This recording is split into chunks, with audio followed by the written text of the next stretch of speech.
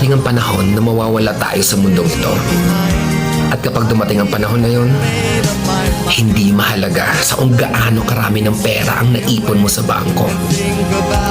Hindi rin mahalaga sa kung gaano ka successful sa trabaho or sa business mo. At lalong hindi mahalaga sa kung gaano kaganda ng mukha at ng katawan mo. Dahil ang mahalaga pagdating ng panahon na yun ay ang sagot sa tanong na naging masaya ka ba?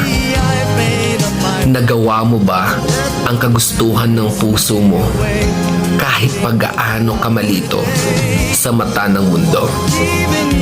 Dahil sa huli naman, ikaw naman magdadala ng mga memories na yon sa libingan mo. Hindi naman ang mga tao sa paligid mo. So make sure na bago pa dumating ang panahon na aalis na tayo sa mundong ito, siguraduhin mo sa sarili mo na magiging masaya ka at magagawa mo ang kagustuhan ng puso mo kahit pag-aano ka kontra ng mga tao sa mundo.